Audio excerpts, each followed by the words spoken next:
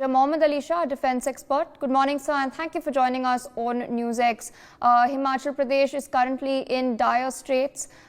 Rains have battered the state, landslides have occurred, people's houses have been swept away. The highway, in fact, has been destroyed at a lot of places, and access to Shimla has been restricted considerably. Army as well as the Air Force is on ground at this point carrying out rescue operations, as is the NDRF. So what is your message to the people of Himachal Pradesh at this time? See, firstly, I feel very, very sorry and extremely sorry and for the people of Himachal Pradesh right now. It's very sad that's what happened, and my heartfelt condolence to the bereaved families and the ones who are still battling, who are still surviving. Thankfully, touch wood. And this too shall pass. It's a trying time. It is, trust me, the Army, the National Disaster Management Force, everyone, they're doing their best to get you out of this mess. It's been an army will do their rescue operations being totally unmindful of their own personal safety, like the way the floods had occurred in 2014-15 in J&K. The army formed a human bridge for civilians to walk over them and to rescue. So we will make sure that I know my brothers very well from the defense forces, from the army. They will put their life at peril to rescue you people over there. That's my message to you all. And please hold strong. I know easier said than done. It is a difficult time, trying time, but national calamity is something which is beyond our control. We can't really do much about it, unfortunately, when it's happened, but we can definitely do whatever we can that there's no further loss to life, property, and there's no further damage. So please hold strong. And I'm sure everyone's doing their bit. And thank you for reporting this and bringing it on before the world. They should know what's happening to our people in the hills in Himachal Pradesh. Yes, sir. So what else would you like to tell the people of Himachal Pradesh as far as maintaining vigilance is concerned at this crucial time? Well, anything can happen anytime. National calamity, a cloudburst, never know. There's no guarantee to life in any case. There's no guarantee whether you'll wake up the next morning. But yet we sleep with a hope. That is a hope. We sleep with a trust. Similarly, when we are in a place, and I say life itself is unpredictable, unfortunately. We do not know what can happen in the next life, in the next moment. We just don't know what can happen in the next moment. The world can go topsy-turvy around. People have lost their properties, they've lost their... Russia-Ukraine war has taught us, in fact. The Syria-Turkey earthquake taught us that, in fact. Overnight, we saw when our NDRF teams, our army teams, our medical doctors had gone to Turkey. We were the first ones to react. We see national disaster as something beyond anyone's control. It's God's will, unfortunately. And yes, the only option is to hold strong. And I would say this too shall pass. If you can keep your head when all about you are losing theirs, but blaming it on you, if you can trust yourself when all men doubt you, but make allowance for the doubting too. That is a poem by Rudyard Kipling that I've read a few lines from that. And so you have to believe that things will all fall into place, and this too shall pass. Indeed, sir.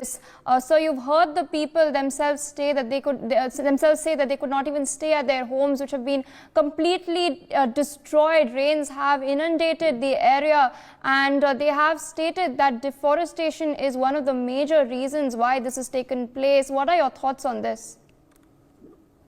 Yes, the people over there would not be wrong. They know that area, that place very, very good, very, very well. And well, deforestation definitely is one of the reasons that we all know 100%. And we all, when we cut trees, we are short-sighted. We do not think long-sighted. We do not think 10 years hence. We see things only 1 month from now. And same thing, I would say, same thing happened in Ladakh sometime back. Over a decade back, there was a massive cloudburst because people had, it was the other way around over there. People had started planting trees over there. And in fact, there were advisories which had issued even to the extent of to Dalai Lama as well, about how to go on, how to deal with the environment. We should understand the environment that we are in, what is conducive where.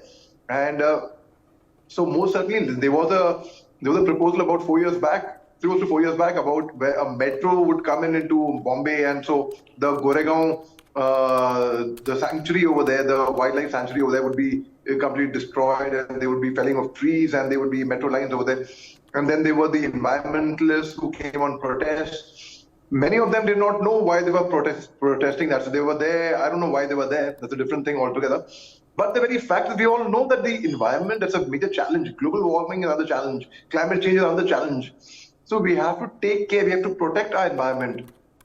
The way we protect our own homes. Environment is a home. And I think we had the lockdown taught us the start of the lockdown when people were restless staying at home. The earth, the environment also needed a break at that time. We had littered the environment way too much. Suddenly you found nobody on the streets. You found animals from the jungles coming into the townships. So we were wondering what's going on. So the lockdown taught us everyone needs a break there. So when I said earlier that this too shall pass, and a last message for my brothers and sisters, my friends in Himachal Pradesh, who I really love. I have beautiful memories of Himachal Pradesh, be it Shimla, be it Kangra, be it Jhakri, be it Rampur, be it the entire belt, I would say. So when things go wrong, it is sometimes well, when the road you are trudging seems all uphill, when the funds are low and the debts are high and you want to smile but have to sigh, when care is pressing you down a bit, rest if you must, but don't you quit. Life is queer with its twists and turns, and all of us sometimes learn. And many a person turns about when he had won and he's struck it out. So don't quit. Though the pace seems slow, you may win with another blow. Often a struggler is given up when he might have captured the victor's cup, and he learned too late when the night came down how close he was with the golden crown. Success is failure turned inside out. It's a silver tint in the cloud of doubt. And you never can tell how close you are. It might be near, seems afar. So stick to the fight when your hardest hit. It's when things seem worse, you must not quit. So have hope. Don't lose hope. And we cannot, I don't think it'd be only fair to only blame the Prashasan, the administration only. It's our personal moral responsibility also to look after the environment personally. What have we done? We have littered the environment. We've not taken care of the environment. So let us all come together, join hands as responsible, mature citizens and say, we will protect our environment like our own mothers. And I feel sorry once again for people of Himachal. I'm not saying they are responsible, no. More certainly, I really feel very, very sad, very, very sorry. But they say prevention is better than cure. Let's ensure that such a disaster does not happen anywhere else that's happened in Himachal right now. Indeed, sir. With that, I would like to thank you for joining us on the broadcast and presenting your perspectives on this.